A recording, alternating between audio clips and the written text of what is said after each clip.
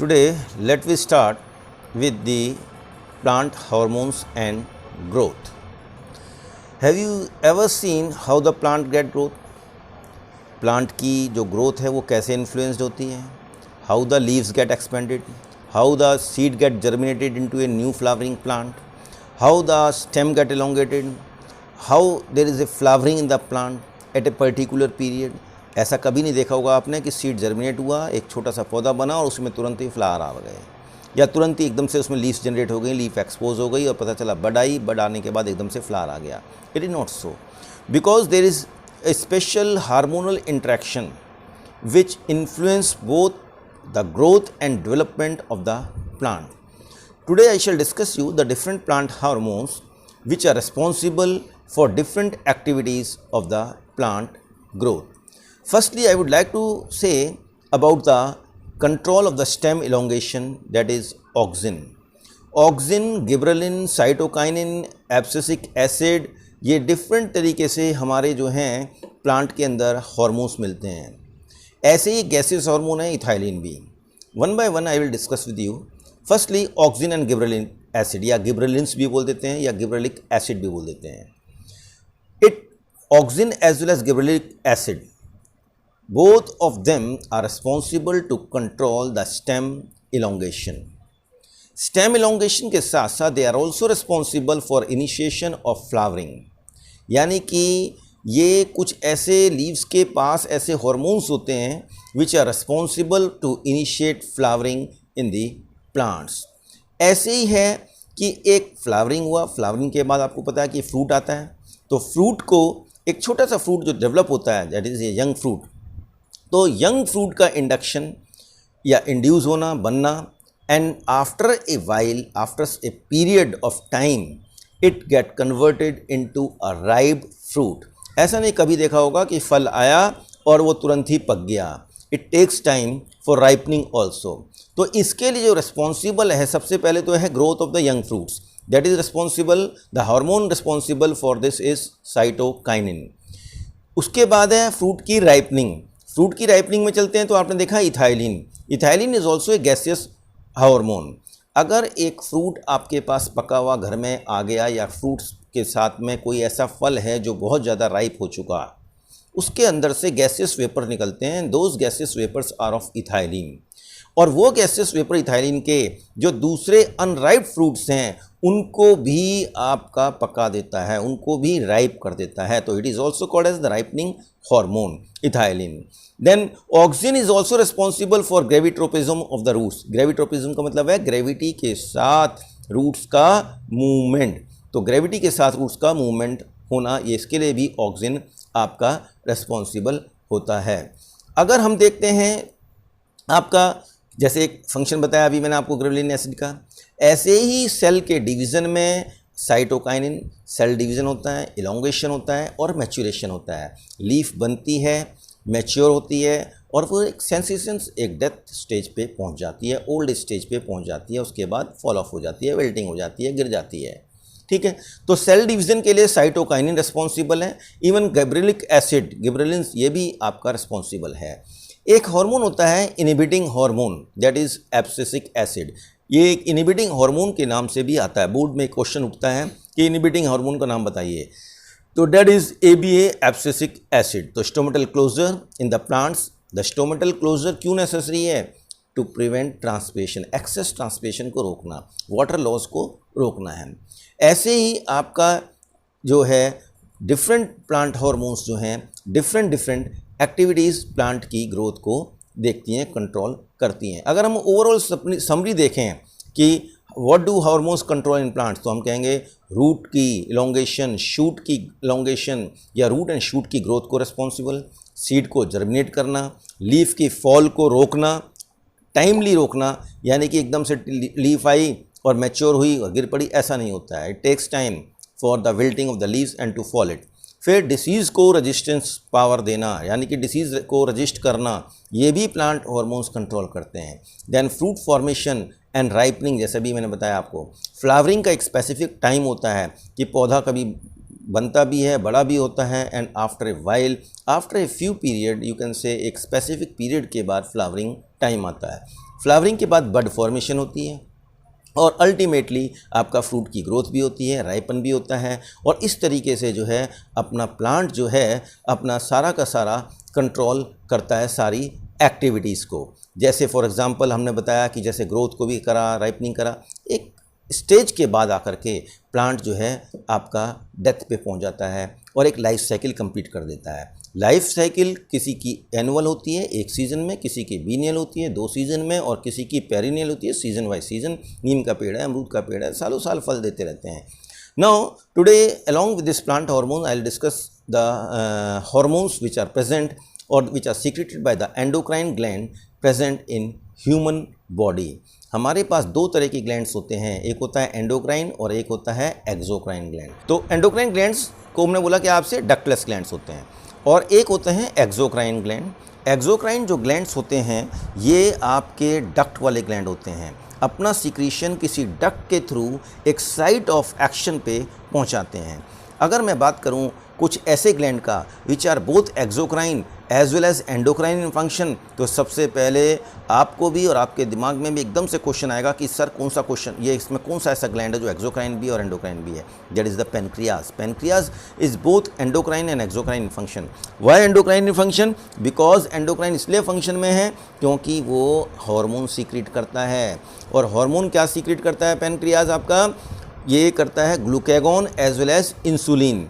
Glucagon और insulin दोनों का एक सिंपैथेटिक और एक पैरासिम्पैथेटिक इफेक्ट है। एक चीज़ को इंक्रीज़ करता है और एक चीज़ को डाउन करता है। जैसे फॉर एग्जांपल अगर शुगर लेवल हमारी बॉडी में बढ़ जाता है, ब्लड में शुगर लेवल बढ़ गया, तो इंसुलिन जो है एकदम से रिलीज़ होता है और इंसुलिन रिलीज़ होकर के आपके शुगर लेवल को डाउन करने की कोशिश करता है, डिक्रीज़ करता है।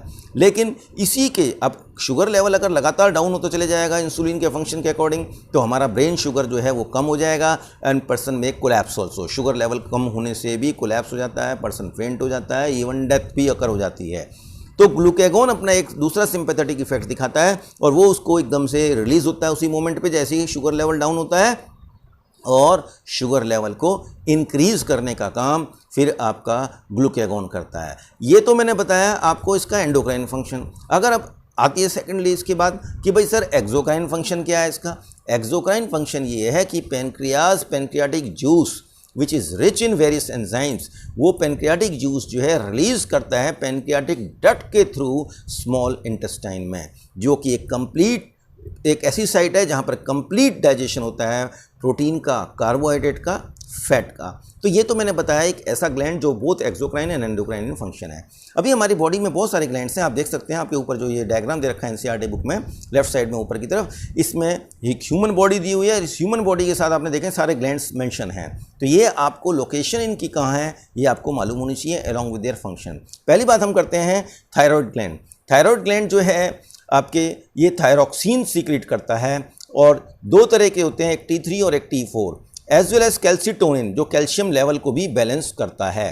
तो हार्मोन की बात अगर करें जो थायराइड ग्लैंड सीक्रेट करता है तो थायरॉक्सिन और आपका आयोडोथायरॉक्सिन करता है प्लस कैल्सिटोनिन, और ये जो हैं रिस्पॉन्सिबल हैं आपके ब्लड के शुगर लेवल, उस ब्लड के कैल्शियम लेवल को मेंटेन करने के लिए, मेटाबॉलिज्म के लिए, और आपका जिसे कहते हैं कि स्टिमुलेट करता है कुछ सर्टेन एक्टिविटीज़। मेटाबॉलिज्म में क्या है आपका डाइजेशन से रिलेटेड है, आपका कैल्शियम लेवल अगर बढ़ता है तो उसको कम करता है, ठीक है। तो ये सारा फंक्शन जो है आपका थायराइड का है आपका। अगर थायराइड के बाद हम चलते हैं तो पैराथायरॉयड ग्लैंड के बारे में चलते हैं। तो पैराथायरॉयड ग्लैंड जो सीक्रेट करता है डेट इज़ द आपका पैराथायरॉयड हार्मोन, ये करता है आपका पैराथायरॉयड हार्मोन सीक्रेट करता है। पैराथायरॉयड हार्मोन जो है इसका क्या काम है कि अभी हमने बताया था इससे पहले कि ब्लड शुगर लेवल, ब्लड के कैल्शियम लेवल को कम करना, लेकिन पैराथायरॉयड हार्मोन जो है ये थोड़ा सा आपका दूसरा काम करता है, ये रेज करता है ब्लड के कैल्शियम लेवल को। आगे ऐसे ही दूसरा ग्लैंड जो अगर हम आते हैं वो करते हैं आपका थाइमस। थाइमस एक बहुत ही छोटा सा ग्लैंड है जो ह्यूमन बॉडी में प्रेजेंट होता है और ये आपका ब्रेस्ट बोन के आसपास होता है। ये सीक्रेट करता है हार्मोन थाइमोसिन। थाइमस जो है एज के साथ धीरे धीरे डिक्रीज़ होने लगता है और ये सीक्रेट करता है specific T cells. T cells या टी लिम्फोसाइट्स होते हैं और ये जो हैं आपका हमारे इम्यूनिटी सिस्टम को स्ट्रॉन्ग करने का काम करते हैं। It is a peptide hormone. They hormone आप देख सकते हैं चार्ट में कि एमाइन या पेप्टाइड हार्मोन है। पेप्टाइड मतलब जो एमिनो एसिड्स के ज्वाइन करने के साथ प्रोटीन हार्मोन बनाता है, दैट इज कॉल्ड एज आपका पेप्टाइड हार्मोन। आगे आता है adrenal gland. Adrenal gland, adrenal cortex और एड्रिनल मेडुला, ये भी हमारी बॉडी के अंदर बहुत ही नेसेसरी हैं और किडनी के आसपास लोकेटेड होते हैं। किडनी के साथ आप कह सकते हो अटैच भी होते हैं ये, ठीक है ना। और ये एफिनेफ्रिन या नॉरएफिनेफ्रिन और ग्लूकोकॉर्टिकॉइड्स या मिनरल कॉर्टिकॉइड्स को सीक्रेट करते हैं। और इनका भी काम क्या है? ब्लड के ग्लूकोज को कंट्रोल करना, मेटाबॉलिक एक्टिविटीज़ को कंट्रोल करना, एज वेल एज आपके कैल्शियम लेवल जो है ब्लड का या ब्लड वेसल्स जो हैं उनको भी कंट्रोल करना है। ब्लड के ग्लूकोज लेवल को मेंटेन करने का ये काम करते हैं। रीअब्जॉर्प्शन करते हैं सोडियम और पोटाशियम आयंस का। अगर किसी वजह से ये कम हो जाए तो ये उसको भी कंट्रोल करने का काम करते हैं। नेक्स्ट अगर हम चलते हैं आपका पैनक्रियास, जो कि मैं ऑलरेडी डिस्कस कर चुका हूँ। फिर आता है ह्यूमन बॉडी में मेल और फीमेल में एक ग्लैंड ऐसा है जो या तो मेल में मिलता है या दूसरा ग्लैंड एक ऐसा है जो या सिर्फ फीमेल में मिलता है।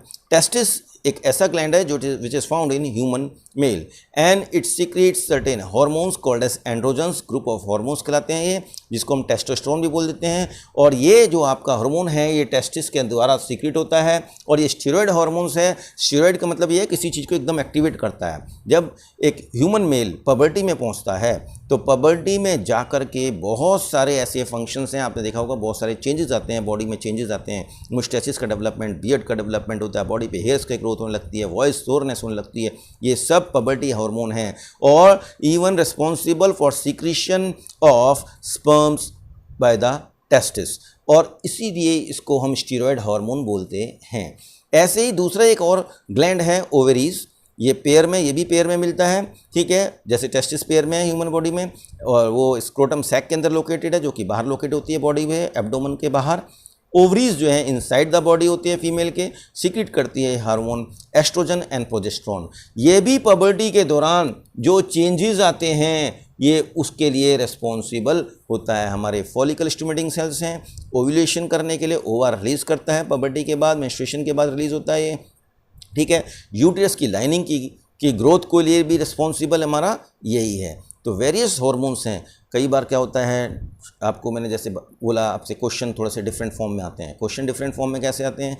ये बोल दिया गया एक पर्सन को लैप्स हो गया, शुगर लेवल बताया डॉक्टर ने कि बहुत डाउन हो गया, तो बताइए कौन सा हार्मोन उसके लिए रिस्पॉन्सिबल था। तो ये सब आपको इस तरह की क्वेश्चनिंग होगी, तो आपके दिमाग में एकदम पैनक्रियास से रिलेटेड बात रखनी चाहिए।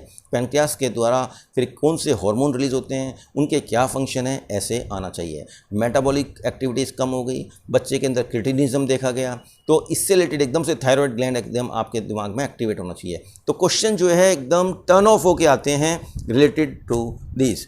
एक हार्मोन मैं बता रहा था आपको, एड्रेनलिन हार्मोन होता है, which is also known as the hormone of fight or flight। emergency hormone भी होता है ये, और केवल emergency में निकलता है ये। तो with this is the end of the chapter। Please go through the chapter thoroughly। In case of doubt, you are welcome to contact me। Thank you।